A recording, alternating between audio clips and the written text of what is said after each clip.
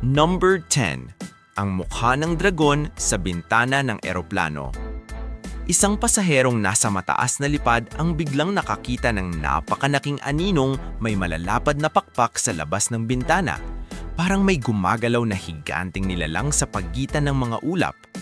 Habang nanginginig sa kaba, patuloy siyang nagre-record dahil hindi niya maipaliwanag ang nakita.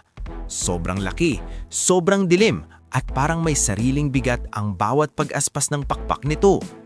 Mas lalo pang nakakatakot dahil sa mismong taas at bilis ng eroplano, wala siyang magawa kundi umasa na hindi lalapit ang nilalang.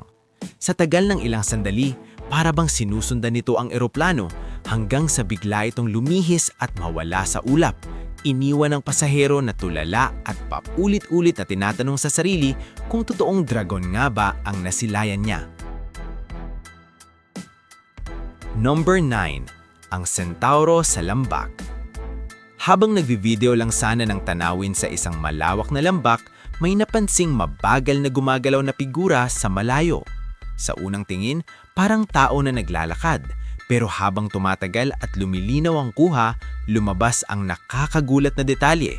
Pang-itaas na katawan ay parang tao na may mahabang buhok, pero ang pang-ibaba ay malinaw na katawan ng kabayo. Ang mas nakakapagtaka, natural at suwabe ang galaw nito, hindi kagaya ng taong nakakostyum.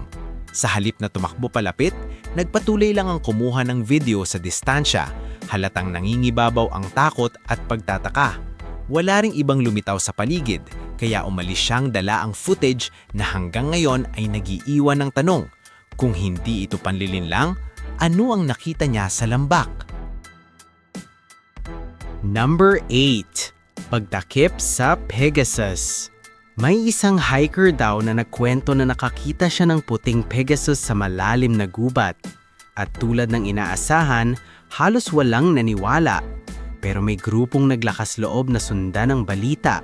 Nagmasid sa lugar sa loob ng ilang araw at sa bandang huli ay natiyempuhan nilang makita ang nilalang. Sa kwentong kumalat, hindi ito basta kabayo lang. Malinis ang puti, malaki ang katawan, at ang mga pakpak ay parang talagang gumagalaw na may sariling lakas. Ang mas nakakakilabot, imbes na hayaan ito, sinasabing nahuli nila ang Pegasus at ginapos gamit ang matitibay na tanikala.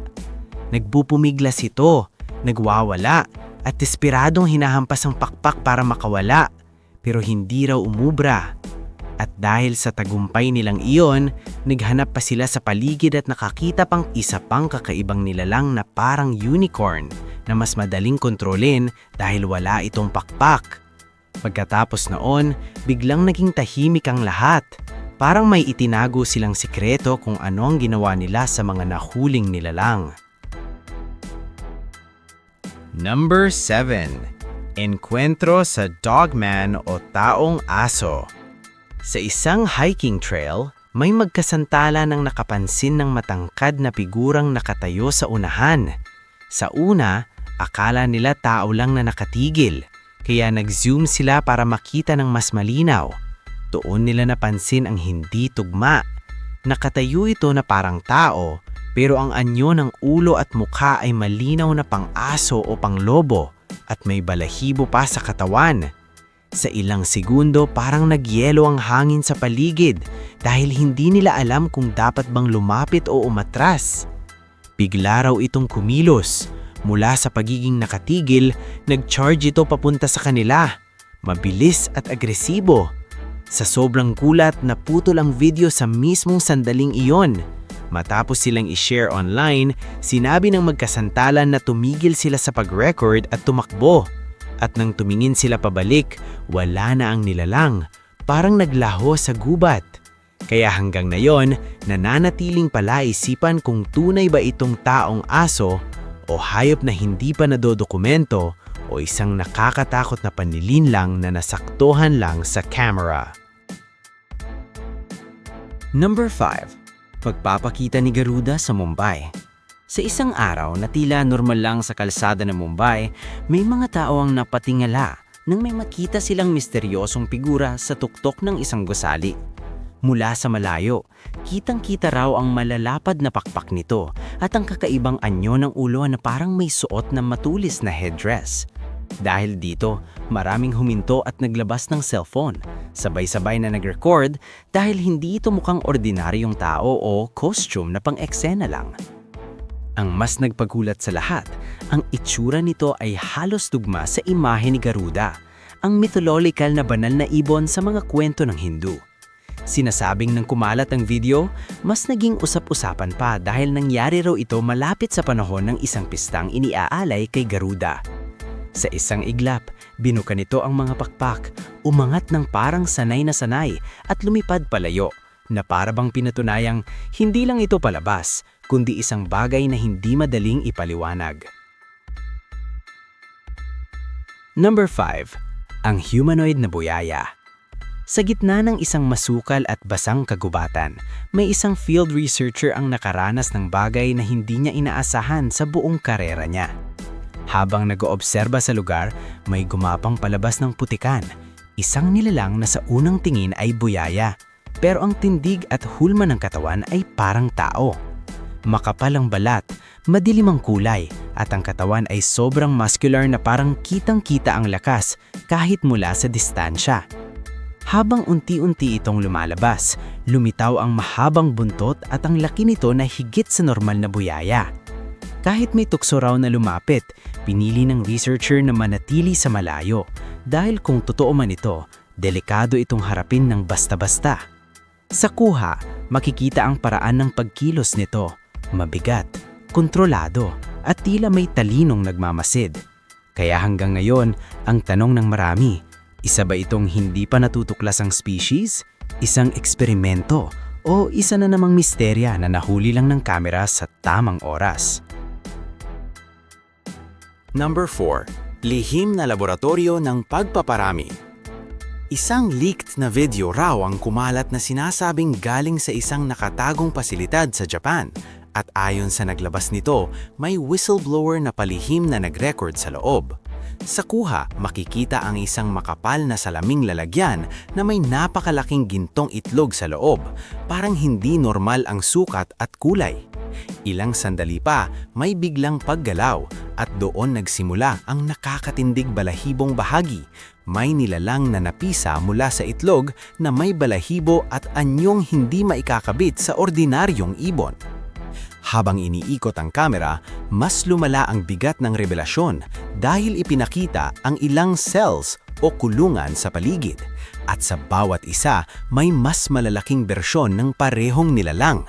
Ang tawag ng narrator sa mga ito, mga griffin.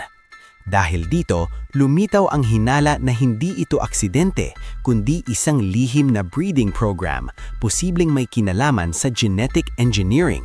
At kung totoo man, mas nakakatakot ang tanong, para saan nila pinalalaki ang mga ganitong nilalang at bakit kailangang itago?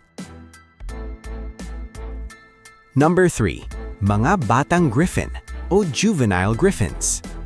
Sa kabilang banda, may isang lalaki naman sa Saudi Arabia na nagpost ng mga video online matapos daw siyang makakita ng misteryosong itlog sa isang kabundukan.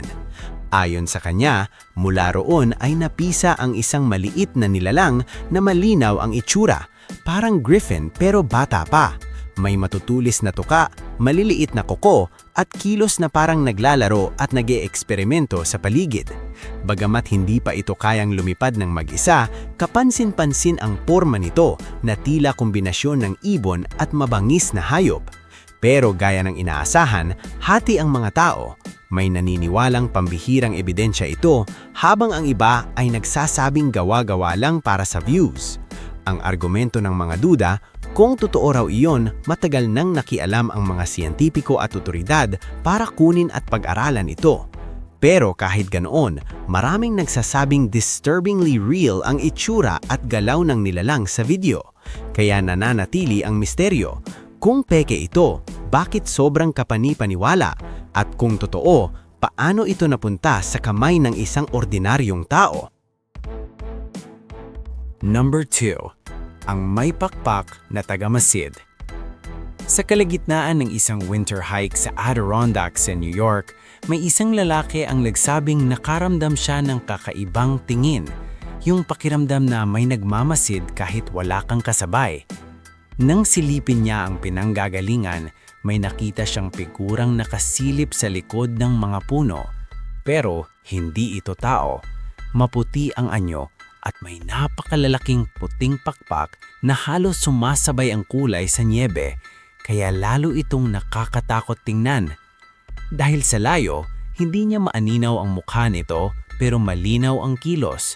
Hindi ito sumugod o tumakbo, parang nagmamasid lang talaga. Bago pa siya makalapit, dumulas ito sa likod ng puno at hindi lumipad. Hindi rin tumakbo palayo. Bigla na lang daw nawala na parang naglaho sa hangin. Kaya umikot ang tanong ng mga nanood, ang nakita ba niya ay anghel, diwata o ibang nilalang na hindi pa natin kayang pangalanan? Number 1. Dalawang griffin na nakitang naglalaro. Ito ang kuhang mas nakakapagpatigil ng hininga dahil hindi lang isa ang nakita, kundi dalawa. Sa isang malawak na field, may video raw na nagpapakita ng dalawang nilalang na may tuka parang agila pero ang pang-ibaba ng katawan ay parang leon. Sa unang tingin pa lang, malinaw kung bakit sinasabing griffin ang mga ito.